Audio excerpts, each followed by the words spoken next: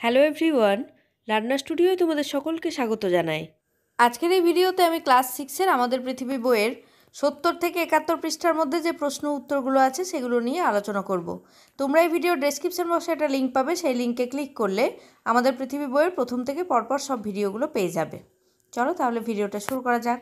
1 নম্বরে আছে শূন্যস্থান পূরণ করো। ভারতের একেবারে উত্তরে আছে পার্বত্য অঞ্চল। ভারতের উচ্চতম পর্বতশৃঙ্গ হল গডউইন অস্টিন, উচ্চতা 8611 মিটার। ভারতের দীর্ঘতম হিমবাহ হল সিয়াচেন। হিমালয় কথার অর্থ বরফের গৃহ। পর্বতের চূড়াকে বলে পর্বতশৃঙ্গ। অনেকগুলো পর্বতের সারিবদ্ধভাবে অবস্থানকে বলে পর্বতশ্রেণী। দুটো পর্বতের মাঝের নিচু অংশকে বলে উপত্যকা। দুটো পর্বতের মাঝের সংকীর্ণ প্রাকৃতিক পথকে বলে গিরিপথ। পৃথিবীর সর্বোচ্চ পর্বতশৃঙ্গ হল মাউন্ট এভারেস্ট, উচ্চতা 8848 মিটার। পৃথিবীর তৃতীয় উচ্চতম পর্বতশৃঙ্গ হল কাঞ্চনজঙ্ঘা, 8598 মিটার। পৃথিবীর দ্বিতীয় উচ্চতম পর্বতশৃঙ্গ হল গডউইন অস্টিন, উচ্চতা হল 8611 মিটার। পৃথিবীর তৃতীয় উচ্চতম পর্বতশৃঙ্গ হল কাঞ্চনজঙ্ঘা। ভারতে অবস্থিত হিমালয়ের সর্বোচ্চ পর্বতশৃঙ্গ গডউইন অস্টিন।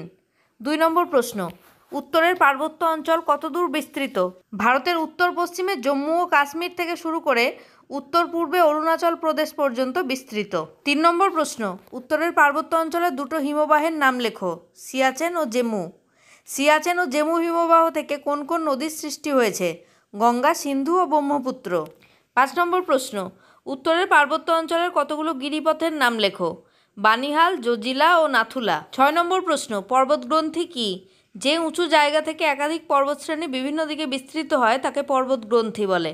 যেমন পামির গ্রন্থি থেকে কারাকোরাম ও হিমালয়ের মতো কয়েকটা পর্বতশ্রেণী নানা দিকে বিস্তৃত হয়েছে। 7 নম্বর প্রশ্ন, হিমবাহ কি? হিমবাহ হলো চলমান বরফের স্তূপ যা অভিকর্ষের টানে ভূমির ঢাল বেয়ে অগ্রসর হয়। 8 নম্বর প্রশ্ন, হিমালয়ের উত্তর থেকে দক্ষিণে কোন কোন পর্বতশ্রেণী দেখা যায়? হিমালয়ের উত্তর থেকে দক্ষিণে 3টে সমান্তরাল পর্বতশ্রেণী দেখা যায়। একেবারে উত্তরে হিমাদ্রি, উচ্চতা 6000 মিটারের বেশি। তার দক্ষিণে হিমাচল, 3000 মিটারের বেশি ও একেবারে দক্ষিণে শিবালিক, 1500 মিটারেরও কম।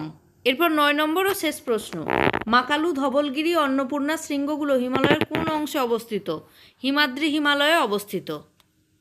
আজকের ভিডিওটা এখানেই শেষ করছি। ভালো লাগলে তোমরা অবশ্যই একটা লাইক, কমেন্ট আর শেয়ার করে দেবে। এরকম ভিডিও আরও পেতে হলে চ্যানেলটাকে সাবস্ক্রাইব করে পাশে থাকা বেল আইকনটা প্রেস করে নিও। দেখা হবে নেক্সট ভিডিওয়। বাই।